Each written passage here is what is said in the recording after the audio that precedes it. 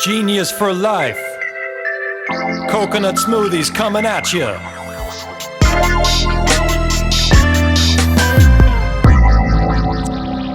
Hello. Welcome to episode 142 of 15 Minutes of Genius. I'm your host, Alex Baer, CEO and co-founder of Genius Juice. As if you couldn't tell from the onslaught of logos flying everywhere on this show. Are we promoting Genius or our guests? I'm hoping to say that it's our guests. It's not about Genius, but hey, we got to promote when we can. So big plug, first off, to Mark Nicholas, Mark and at ManhattanBeachStudios.net. Nice angle, I think. I don't know. I'm kind of torn on that angle. It's kind of weird. And he did the eyebrow raise. Thanks for making it creepy, Mark. Appreciate it. All right, let's get off you and back to me, okay? We don't want to... I'm going to have nightmares about that one. All right, so make sure to reach out to Mark and at ManhattanBeachStudios.net. He does audio, he does video, he does podcasting, he does photography of plumbing equipment. He just showed me. He has a studio where he has plumbers that are selling their products on Amazon. So it gets random. That's what happens on the show, but it's all good. All right, so make sure to reach out to him. Also, make sure to go on Apple Podcasts to check out 15 Minutes of Genius as well. So we're on there. Give us 5 stars, please, or 4 minimum, 5 preferred. All right, without further ado, my guest, I met her through the pandemic, which means it was all virtual. It was all on Zoom. It was all on Google Meet, probably on Microsoft Teams. We spoke several times. She's with a premier company. I'm going to let her say more about the company, but it's basically in venture capital, and they do investments, and that company is CircleUp. She's a partner at CircleUp. Her name is Nina McKinney out of Alabama, Birmingham, and a little bit about CircleUp here. It's funny, I'm on LinkedIn, but it's not even working. That's a first right now. I can't even go to it. There we go. Founded in... It's technology, folks. Founded in 2012, CircleUp is a privately owned company on a mission to empower entrepreneurs with the funding and support they need to thrive. CircleUp is shining a light on untapped human potential and transforming the world of private enterprise. For more information, please visit CircleUp.com. Nina, how are you? I'm great.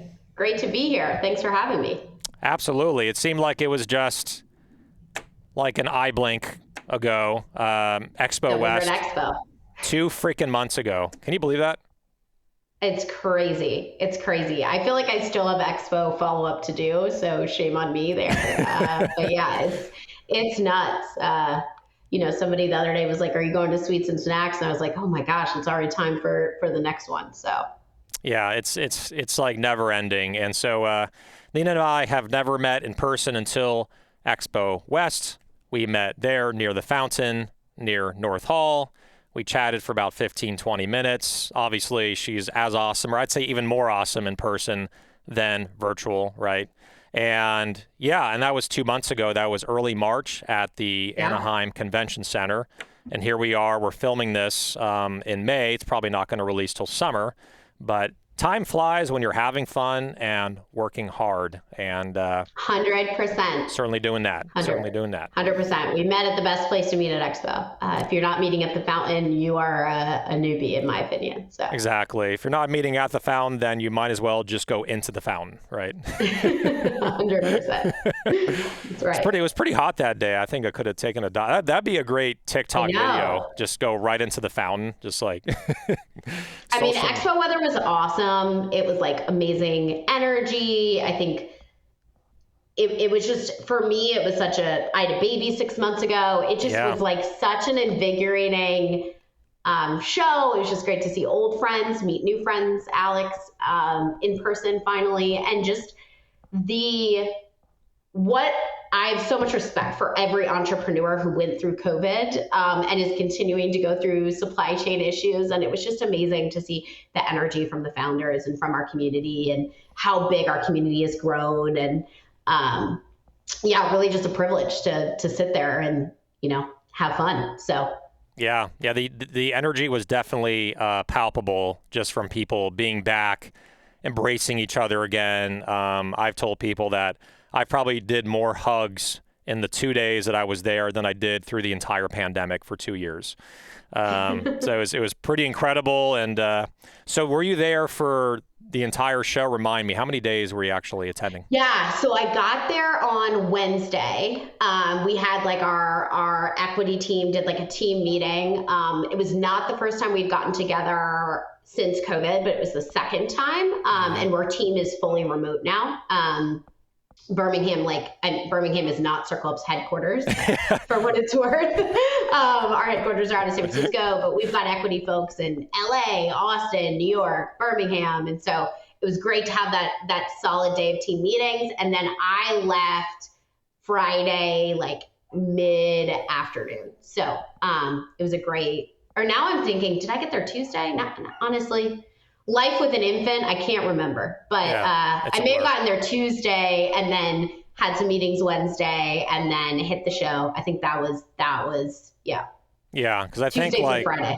Yeah, because I think the North Hall opened Wednesday, right? It was Wednesday, yes. Thursday, Friday, and then the main hall at the main convention center was Thursday, Friday, Saturday. So I was there Wednesday and Thursday. I know I met you on Wednesday. And I remember, right. I remember you saying like you were there on Tuesday or something, like you flew in. Yeah, we were there on Tuesday, did our meetings, Wednesday morning, did some meetings, and then internal meetings, and then hit the floor, and it was a blast. So didn't get enough time. Never enough time. With that kind of show, it was impossible to have enough time to really do anything. I mean, it was like organized chaos. I mean, there's so many people. Hey, you know, like, and then like before you know it, it's the end of the day. You didn't have time to go to the booths that you wanted to go to, and then you're like, where the hell did the time go? That seemed that's the show in a nutshell for me. That was it. 100%. I did a little sly action. So like my real name is Nancy, so I put my badge as like Nancy McKinney. So in hopes that like maybe a few less. I kind of was a little under the radar, but a few people were like, wait, your name's Nancy, anyways. So probably won't be doing that next expo. Probably will go as Nina. Yeah, you're too famous now. You're out there. No, not that at all. Definitely not that. Right on. Well, let's get into the story, because what's interesting, we've had CircleUp on here before with Aditi, who's since transitioned, I believe, to Amazon, right? She's at Amazon now. Yes, she's running strategy at Amazon. Amazing job. Running the world at Amazon. And so, Aditi Dash, I met her a few years back. She was on here, one of the first people, I think the first 20 episodes. And then now we have Nina, partner at CircleUp. So she's going to continue carrying the torch for CircleUp here on 15 Minutes of Genius. So we know somewhat about CircleUp, but maybe provide more. I guess I want to start with like, how'd you get connected with CircleUp? Why did you want to join them? What was kind of the mission, everything behind it that said, hey, I want to be a part of this company? Absolutely. I think one, from the top down, it's just an amazing team. Ryan, Rory, the founders of CircleUp are just amazing people. We have amazing investors. The equity team, Pat Robinson, Karen, Tommy, Ben, Sam, Kevin, like the whole team. Kevin actually joined after me, but I would join with Kevin. It's just an amazing team. So that has always been so important to me, that I work with people that I can learn from and develop with, and especially as an investor, have a diverse set of minds.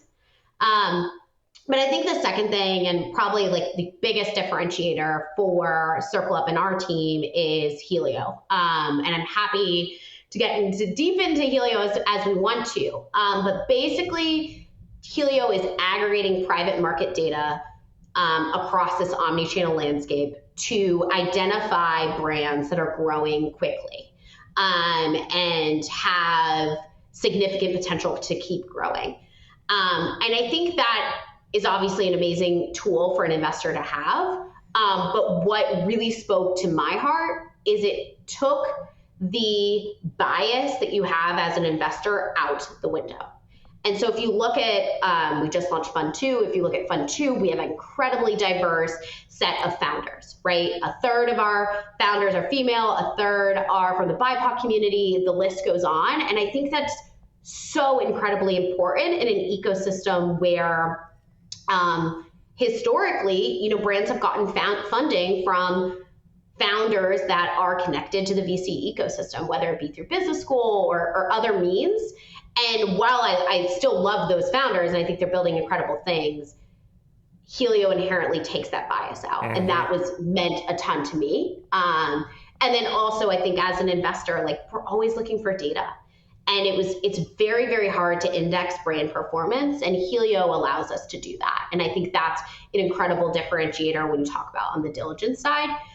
So whether it's looking at velocities and indexing brand performance in a category, and is this brand in the top 75th percentile at these retailers, and what does that mean for future performance at other retailers? Or looking at, okay, as we look at reviews and what we're hearing from consumer sentiments, these are the most important criteria in that category. And this is how that brand is performing against those criteria. So like for beauty, right, they care about efficacy, they care about brand, they care about clean ingredients, right? How does this brand stack up against those criteria? And more importantly, how do other brands in that competitive set stack up against those criteria? So consumer sentiment, super important. And then, you've got obviously data points on the direct to consumer Amazon world, right? How is their SEO growing? All of these really important data points that are aggregated into one system.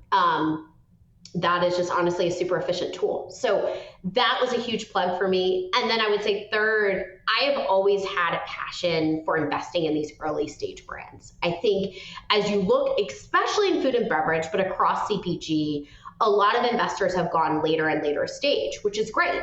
But it's left this really wide open gap in the Series A seed landscape. And I have always been really passionate at building at that life stage. I think it takes a different investor to expand you to all doors at Publix and make sure the performance isn't strong than an investor that's saying, okay, this is a $30 million business. How do we increase our velocities at Publix by 10%? Right. Both are super critical initiatives, but I love that early stage brand building. And so it was really exciting to me to get to work with a team that's truly investing at the seed Series A. We invest in brands 1 to 20 million in revenue. We're leading, we're co-leading, we're very, very flexible in mandate, but what stayed true across all of our portfolio is life stage. And we just own that and own it well. And it's something that I'm super passionate about. So those are the three things that drove me to CircleUp. But I would say, the list goes on. Strong fund performance. Fund 1 has done very well. And I think that is a testament to the three things that I just said: owning our lane, using Helio as a great diligence sourcing tool, and then also just a great team that are, I think anyone that knows Ryan and knows Rory, and it just kind of trickles down through the organization, we are all about funding brands in this ecosystem. And that doesn't necessarily mean to us that that CircleUp is funding those brands. It means that we are helping brands get funded. And so sometimes people fit into my mandate. Sometimes it's amazing brands that don't fit into my mandate, but it's all about introducing them to the next person.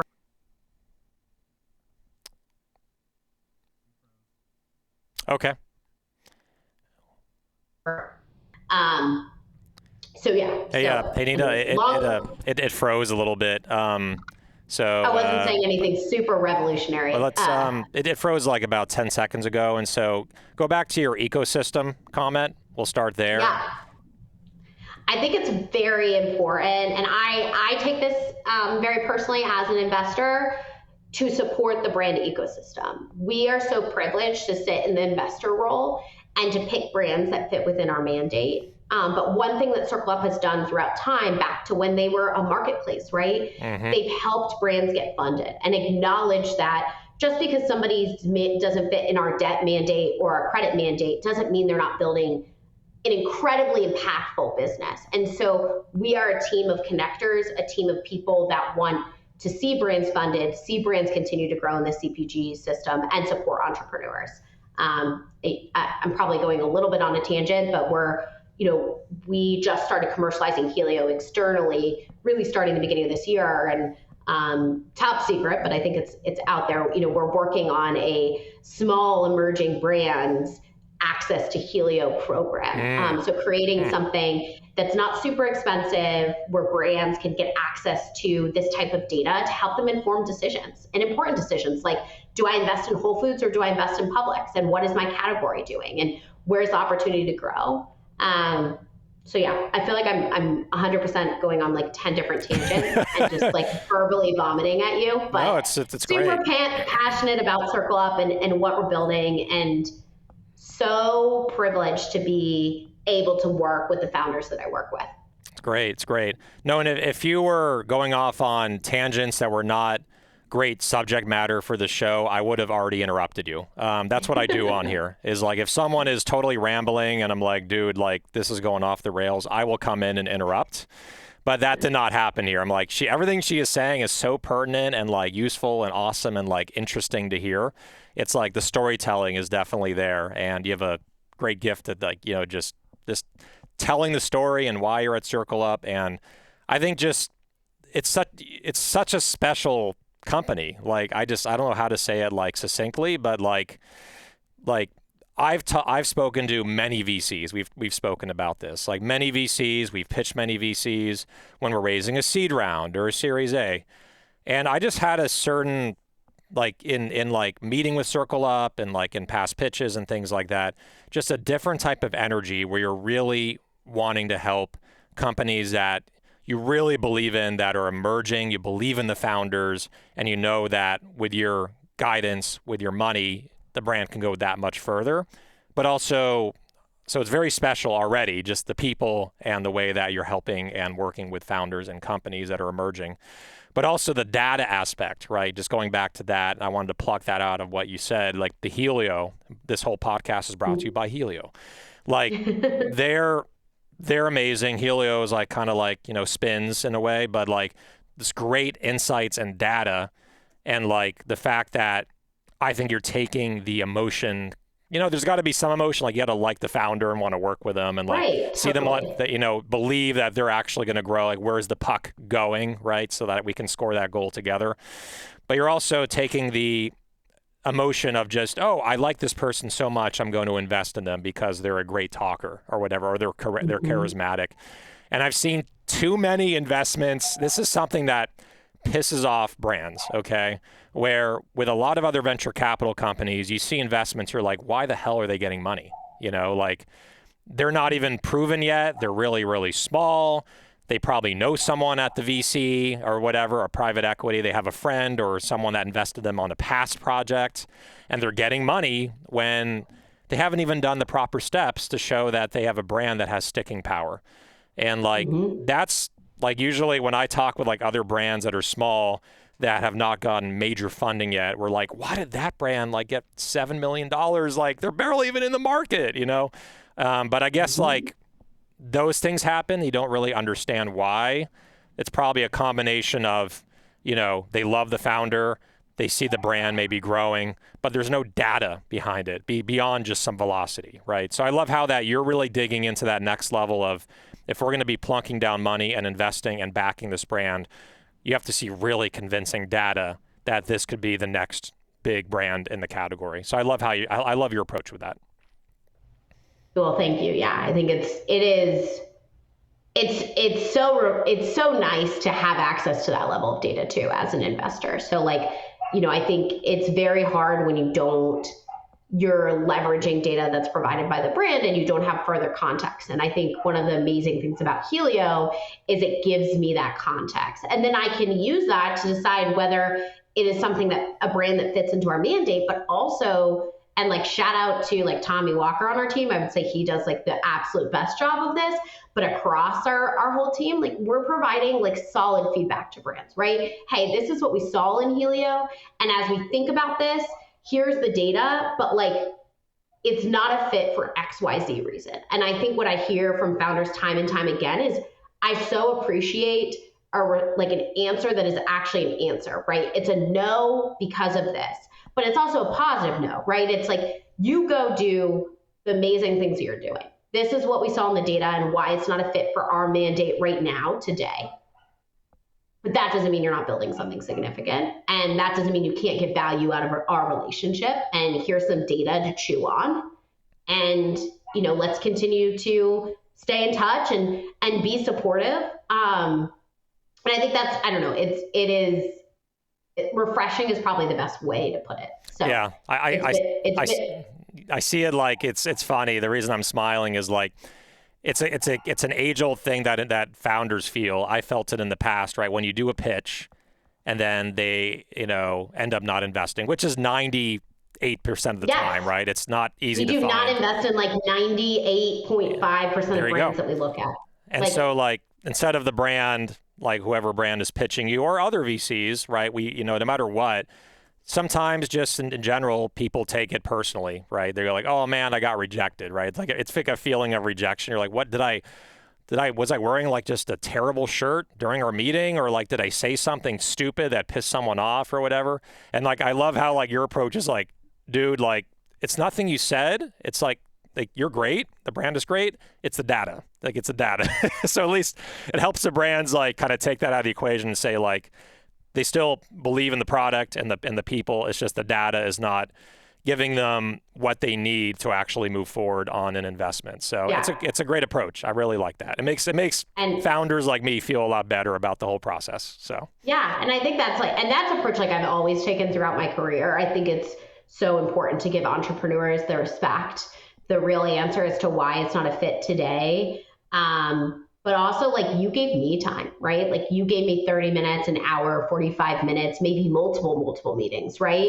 Yes. You gave me your time. So the least I can do is give you my time and give you a thoughtful feedback response. And I think acknowledging, like I said, like we pass on 98.5% of brands that we look at. That is a staggering number. And we're very active. Like we have done 6 deals in the past 6 months, right? So like we're deploying capital, I don't want to say at a more rapid rate, but we're doing a lot of deals. I mean, there's a lot of funds out there that which are great strategies, do 1 or 2 deals a year, right? So their pass rate is even higher.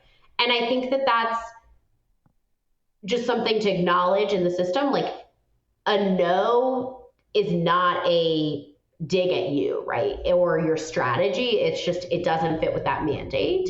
But keep going, keep charging ahead. And you will find the right partner for you. And by the way, VC is not the right partner a good chunk of the time. Because what comes with VC capital is high expectations for growth. I mean, obviously we're supportive, collaborative partners, but we are underwriting a 5x return on our investment. And so we want to see top line growth. We want to see strong margins. We want to see capital efficiency. We want to see another later stage fund come in and support the brand a good chunk of the time, right? And in a series B, or a later stage series A. So there's pressure that comes with taking on that capital, and that's not the right solution for every brand. And I think acknowledging that too, and as an entrepreneur, not getting caught up in, oh, I must raise VC to scale my business. I mean, I'm acknowledging things like beverage are very expensive. Beverage, I mean, you know better than anyone, Alex, like that's a very expensive category to scale in. And so I'm not like blind to the fact that you need capital to scale, but there might be other funding options out there for you and a more focused, slower growth story that makes more sense for you and your brand. Exactly. One thing I wanted to just slide in on is Genius Juice has been around for 8 years, and I think we realized that we're different from some of these other beverages that are just within 3 years or just the quintessential hockey stick. And sometimes there's a little bit of luck involved, right? Like you have a great brand, great execution, you raise some early capital, some seed capital, angel investment, and you get off the ground and you kind of, you just rock it to 7 million, 8 million, 9 million, 10 million.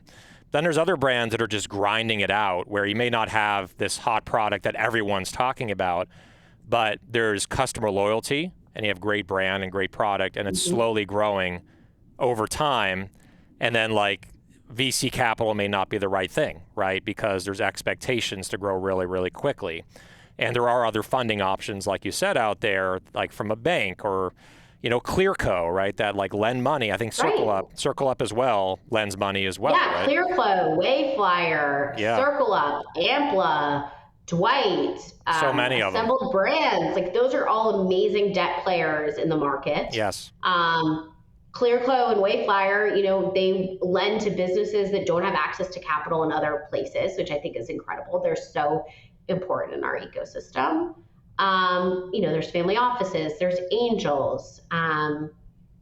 There are lots of ways to secure capital. And it just is acknowledging, depending upon where you get your capital from, your growth story, but strategy is going to look a little bit different. And there's no right or wrong answer to that. Exactly. And I think one other thing too, that we talked about before going live here, we had like literally a 10-minute conversation because we're buddies. She's amazing. We're buddies, let's chill. Yeah. We talked about like sustainability, and like margins. And like, I think like a lot of brands, there was a report today. Are you invested in Oatly? We are not in Oatly. Okay. No. Okay. I wanted to ask that before I bring this up. So I'll be like, okay, great. Let's move on to the next subject. No, but I don't want to offend anyone here, but there was a news report that Oatly is growing quite a bit, right? They're up, and I think their growth was at least about 60-70%. They're doing great. Mm-hmm. I think they posted a quarterly revenue. Don't quote me on this, but it was something around, I think, 150 million. I might be wrong, but it was somewhere around there. But their losses last year were 84 million. Yeah. It's just freaking crazy. They're raising so much capital to fund their growth and their marketing, yet they're losing millions of dollars. They spent like $5 million on their Super Bowl, commercial. So like brands like us that are like below 10 million in annualized revenue, it's like, how do you get scrappy? How do you make a dollar go further? How do you get your margin up? How do you create efficiencies? How do you budget? Just all these, how do you take a hard look at your P&L like every week, every month to say, what can I do to get to break even? And I think like you see so many brands blowing capital that are just huge. You're like, there has to be another strategy to like be sustainable and also grow at the same time. And I think like if I were a venture capital, like if I had a VC firm, let's call it like GCVC or something like that. I'd be like, I love it, GCVC. Yeah, Genius VC. It has a nice ring to it. So you heard it here first. But like, I'd be looking at, I want to see a pathway to profitability if I'm going to invest, because like, I don't want to invest and then like a year later, 2 years later, you blow through that capital because you're not profitable. Then you have to raise more money and then more money, and then and then everyone's getting diluted. So it's this. I like how and I think like you're focusing on that sustainability. Yeah, and like I don't want to speak to Oatly specifically. I have a lot of friends who invested in Oatly. Like I'll put Oatly to the side for a second. Pin that on me. Like, it's all on me. Yeah. Actually, at Expo West, like we were talking about this. We were talking about it as a team last week. I was actually talking with one of my portfolio companies about this. It's about to kick off some raising, like a fundraise. Like there is. Historically, there has been so much pressure from the VC community to grow and grow at all costs. And I think there's been a major shift over the past, call it 6 months, where a lot of VC and growth investors are saying, okay, look, like, yes, we need growth, but we need sustainable growth. And that's coming from like the strategics down. Strategics are telling us like, we want gross margins that are at a minimum neutral to our portfolio. Okay, so let's talk about that for a second. So you want brands that at 50 million, 100 million, 150 million can compete with $300 million brands. Okay, so that means that you need to build something at a very strong margin, and that takes time and that takes resource. And you probably, as a sub $10 million brand, need to shift your eye a little bit away from that growth lever and towards gross margin. Exactly. I was in Austin last week and having this conversation with one of our portfolio companies, and they were like, okay, how much do we innovate? Like, we've proven that this is a platform. I won't say the name of the brand, but that we've proven this is a platform for our consumer base.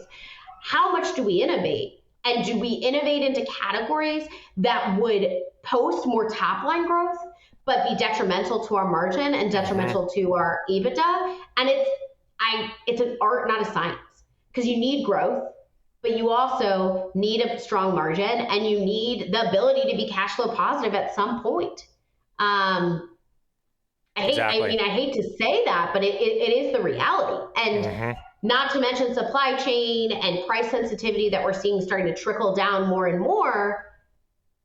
You need to be able to weather this storm. And all these brands have weathered COVID. And as we started the conversation, like, I have so much respect for every entrepreneur that launched in COVID and made it through COVID, right? But there's another storm that is brewing. And I think as the VC community and as the growth community, we're starting to acknowledge that and prioritizing brands that are maybe growing, at, let's call it the sub 10, maybe they're growing 100% a year, right? Amazing growth. But they're a lot more capital efficient than the brand that grew 400%, right? Exactly. And we're prioritizing those conversations. So I think it's so important, and it's something that I'm telling my entire portfolio, and I would say we are having this discussion with our portfolio broadly, but also like I'm talking to every entrepreneur about it because I think it's important. I mean, again, I won't say this name, but in a strategy session, I literally told the founder, like, I would rather you post 150, 200% growth this year and burn 2 million less than the other way around, right? Than posting 400 million and burning 2 million more. Exactly. And other people might disagree with me, but I should say, these are the views of Nina McKinney and not CircleUp as an organization. We'll include that. Mark, you can type that up as a caption on the bottom. But I think it's important. And, as capital shores up, I think it's important to shore up your balance sheet to I don't want to be a fear monger, but that's no. I mean, this is not a fear; it's reality. I mean, it's like you said, there is a storm brewing. Right, right now we're filming this in May 2022. This is going to go on LinkedIn probably June, July. I would say July 2022. That there is, I wouldn't call it maybe it could be a recession or a correction, whatever it is. People are getting more sensitive to what they're actually purchasing. So like, I think like Mark Cuban has said this, like everyone looks like a genius in a bull economy, right? Like the Midas touch, whatever I release is going to do really well. But in a bear economy, not Alex Bear, but BEAR, like a bear economy, that's not a good economy. Can you survive and can you grow with strategy, with execution, with branding, with position on shelf, with your benefit offering, your unique selling proposition, right, in stores to consumers? That's like that grit and fortitude is what separates a great brand from a brand that just covers their weaknesses with money, right? I'm just going to throw more money at it and get more people to try it. It's like, okay, it's great. Like, you can have your product at 50% off, like 2 for $1, and get people that are literally just buying you because you're on sale. But what does your lift look like when you're off sale? What does it look like in the stores that are not in Beverly Hills, that are in the middle of nowhere, like, that are in Birmingham, Alabama. Yeah. Rural, which is not nowhere, but like. Well, Birmingham's not rural, but we're not trendsetters down here. Exactly. Sorry, my Birmingham folks. It's okay. We do have an amazing culinary scene, I will say. Amazing. But yeah.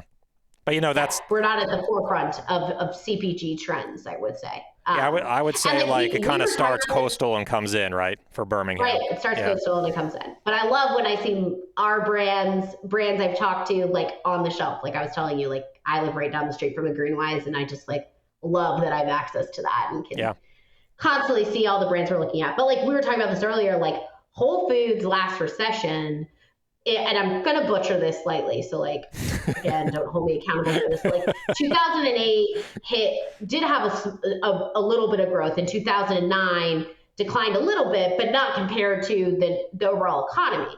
And that was consumers shifting down from eating at restaurants to now shopping at Whole Foods, exactly. Right? That's the theory. Yep. In beauty, the theory was instead of traveling, consumers, their daily indulgence was maybe like a slightly nicer moisturizer than what they usually bought.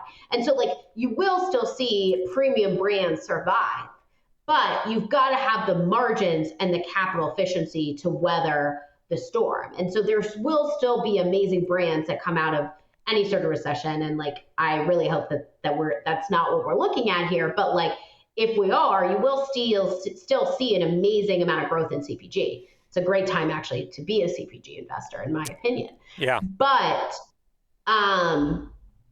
like we said, you just got to have the profile that makes sense, the unit economics that makes sense. We don't even need to talk about DTC, but same thing there, right? Exactly. It's Your really LTV just to CAC has to make sense. exactly. Yeah, I mean, it's really just the resilience. And one thing that you also talked about was that there's premium brands that are out there. I mean, CircleUp has invested in several premium brands, and like not to shortchange yourself just under the pressure of retail, or not shortchange yourself or compress your margins from retailers or from consumers. Like, it's funny, we're in a certain retailer, which it's not on the coast, it's somewhere in the middle of the country. And we have people that are complaining when we're not on sale enough, right? And they're like, oh, I bought so much of your product when you had that 2 for $7 or your 2 for $6, but now you're at $5 a bottle. I just can't afford them. Like, we are a premium product that's hand shucking coconuts, okay? Like, we're not water with powder in it or something like that. Like, this is an artisanal premium product that's being shipped from Thailand, which is insanely expensive. So if you don't want it, go buy whatever, a naked juice. Like, go get something for $2.99. That's fine. Like, and I'll respect you for that. But you're getting premium quality. That's exactly what you're going to get because of that premium price. So like, my pushback, like, I get emails, right, to hello@geniusjuice.com, and I jump in and I read every email that comes in. And I will jump in and say, this is not a customer service person. This is the founder talking back to you or communicating with you. Replying with you. Replying, talking back is not a good word. Communicating and responding, because I care, that this is a premium product, and if we lower our price from consumer demand, we will be out of business. We will not make the money we need or the margin we need. So that is the same position we have with retailers. If they want our products for a lower price to be competitive with all the other smoothies, we'll be like, honestly, we are more premium than a lot of these other smoothies. So that's why our product is at that price. And if you don't think it will sell, this is not the right partnership for now. And we respectfully have to bow out of this, right? But we love you, and we love your, we love your stores. So that's like having that respect for yourself and not to shortchange yourself and not be under the pressure to always be on promotion. I think that's the power of saying no, right? The power of saying no. Right. I think the power of saying no is so important. I think I was talking with a ready-to-drink spirits company last week, and they were like, we hate when we're on shelf at this price because it's communicating to the consumer we are equivalent to these other brands when we're not using natural flavors, right? Like, we are, they view themselves as kind of the spindrift of ready-to-drink liquor. And I think that positioning makes a ton of sense. But then I also think, again, going back to unit economics, that's why it's so important to have a strong gross margin from the beginning. So if you're trying to increase your TAM, you're trying to get trial, you're trying to tell the consumer, try me, you won't regret it, you need to have that margin to allow for that trade spend or discounting online or whatever it might be to encourage the consumer to come into the brand. And then you've got to have that experience that they will come back at that normal price, right? I don't want to say everyday price because that's discounted, but that exactly. Yeah, this is all like that price that you like to be every day. Exactly. And so I think that's like, it's super important. And we have brands that we've invested in that we have the conversation around, like, okay, we do think for this brand over time it makes sense to reduce price. Today they have to be at this price point because it's the only thing that makes sense for their margins. But as they gain scale, we think they can increase their total TAM if they slightly decrease price. But it's about knowing where those bands are, Alex. And just like you said, you don't need to be, and I don't want to mention, another competitor, but you don't need to be at the price point of the brand that is using, a powdered coconut over, raw hand harvested coconuts, right? That's a different story. And so knowing where your band is to the consumer, making sure you're defending that price point, but also creating an experience and opportunity to increase your TAM over time. Exactly. And then fighting on, so true. And like, I love case studies, right? And we have to wrap it up super soon, but a case study that I really love, and I respect them, even though they're a competitor, they're next to us on the shelf, I respect them because they never watered down, they never sacrificed quality in the entire 9 years that they've been on shelf, and they have blossomed and benefited from that. You know what brand I'm talking about? Right next to us, premium price, same category. Does I do the Jeopardy music? I don't know. What is it? I'm scared to. Harmless Harvest. So Harmless Harvest. Oh, Yeah. obviously. Yeah. So Wow, Nina. Okay. Harmless Harvest. Yeah. Well, Again, I have a 6-month-old. So on a good day, I get 4 hours. Well, there's a lot of brands out there that are premium, to your defense. So yeah, but Harmless Harvest, they came out with a premium coconut water using the Nam Ham Young Thai coconut, which is the same coconut we use for our smoothies, right? Which I think tastes the best. They're sweet, and you've had our product, you've had Harmless. It just tastes better than other coconut-based products, in my humble opinion. And they came in with it's a funny, quick story that I got to share with everyone on here, that when they launched first because the product was so expensive and so high quality and tasted so damn good compared to like any other coconut water out there because coconut water came on the scene in 2003 with Zico, Vita Coco, Pepsi One, all those. And here they are 9 years later, with a category that was kind of, not going up as much. 9 years later, they came out with a product and they said, our product's so freaking expensive, we're going to do an 8-ounce. We're not doing a 12 or 16-ounce because we want to get that price down. And so they came into the market, I think, at $3.49 or something like that, or $2.99 with an 8-ounce.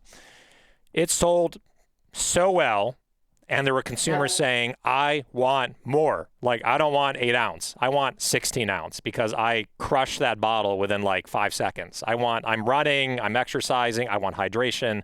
I want more of Harmless. And so they came out with their 16-ounce at $4.99. It's double the price of every other coconut water on the shelf, and it's in the refrigerator on top of that. So it's like, It's not everywhere in the store. You can't do these big displays in the middle of the store when you're shelf stable. The rest is history, but they've seen major, major success, and they've been acquired by Dannon, 9 years later, 8 years later, because they have a great freaking product that is high quality. And they never skimped on price in their entire 9 years. And so even though they're a competitor, I'm humble enough and swallow my pride where I really respect what they've done to build a category and not to skimp on quality ever in their whole existence. So it's pretty cool.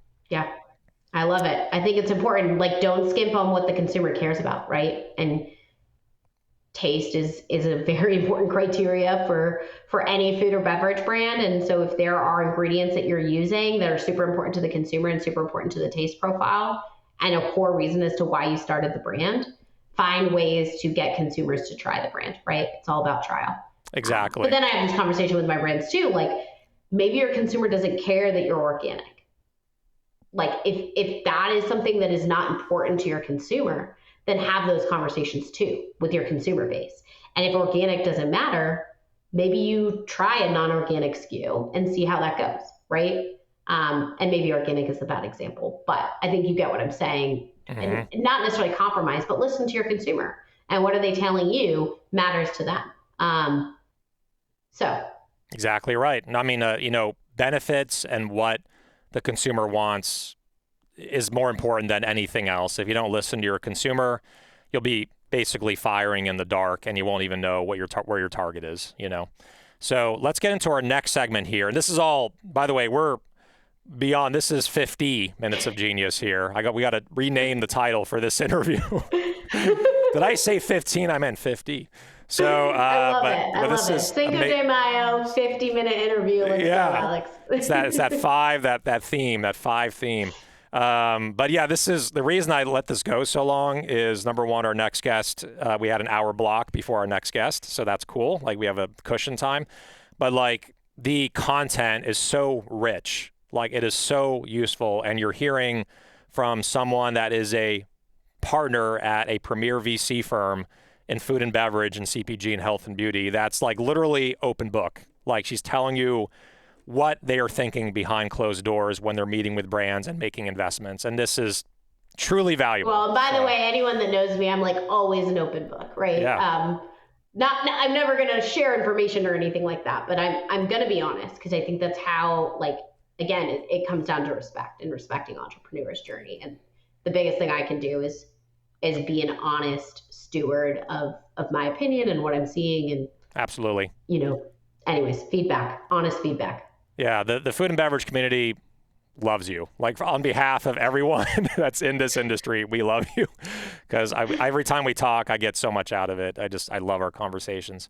Let's get into our next segment here. This is called Rapid Fire Questions. Oh gosh. Rapid Fire Questions. All right. I can't believe that got popular. It's such a lame statement. All right. So I think he's from Texas, right? Isn't he? Yes, he is, Mr. Matthew McConaughey. Yeah, he's gotten a lot of flack for not being a great actor, but Gold. There's other like Wolf of Wall Street and stuff, but I thought his best movie was Gold, by far. Have you seen that movie? Yep, I think that is a great movie. Fun fact, played Bago with him at a bar in Dallas in college. You played what? Bago, or like, what do you call, like, what, cornhole? I feel like there's lots of different names. Yeah, played cornhole with him at a bar in Dallas when I was in college, and highlight of my college career. Great movie. So. When he made it in the hole, was he like, all right? You know what? No, but like the fact that nobody thought to do that is also embarrassing. So. Yeah, I mean, he was first to market, right? As they say. All right, so let's get into our questions here. Now, this is also crazy. I think, here's what's ironic. We set the record for the longest interview on 15 Minutes of Genius. Can we set the record for the shortest session of rapid fire questions? Can we do that? Do it. So no one has ever gotten under 1 minute. I think Matt Clifford of Keto Crisp, another great brand that I love, he got 1:01. No one's ever gotten under 1 minute. So I'm going to read them really fast. Like, you're fast, I'm fast, you're a Lebowski, I'm a Lebowski. Let's do this. So I will go through these, and let's get under 1 minute. Let's set some records here. All right? So here we go. I'm going to start the timer, and I'm going to read them really fast. You ready? All right. Do it. Look a little nervous. All right. I'm a little nervous, but I got this. Okay.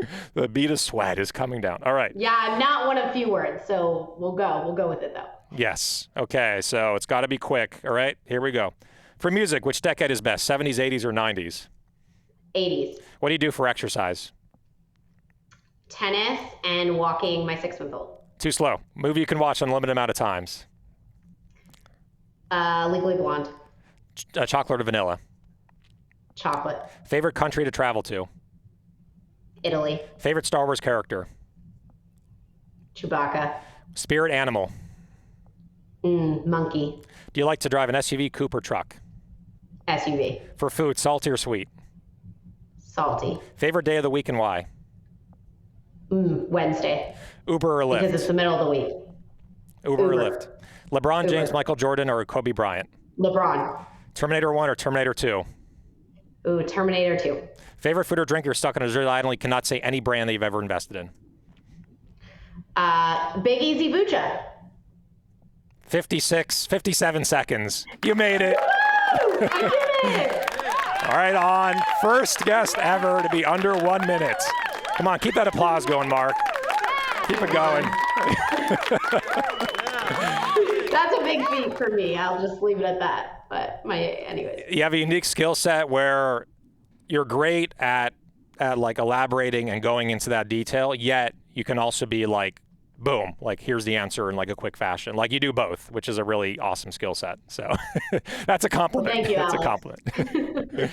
All right. Well, thank you for being on our show on 50. Thank you for having Cinco me. de Mayo, 50 Minutes of Genius. And always great seeing you and catching up. Have a wonderful night. Likewise. Bye, Alex. Take care, Nina. All right, so that is episode 142, the longest episode in the history of 15 Minutes of Genius and the shortest rapid fire questions. She shattered both records in one session. That's pure genius right there to reinforce our brand. So again, episode 142 in the books. Big plug to Mark Nicholas, Mark N at ManhattanBeachStudios.net. Here's the information. I'm going to move everything so you can actually see it. Mark N, the bouncing hand, right? Mark N at ManhattanBeachStudios.net. And reach out to him. He does video, audio, podcasting, everything. So again, thank you for joining us. Make sure to check us out on Apple Podcast and Spotify as well. And one last thing. Stay solvent and genius, my friends. Genius for life. Coconut smoothies coming at you.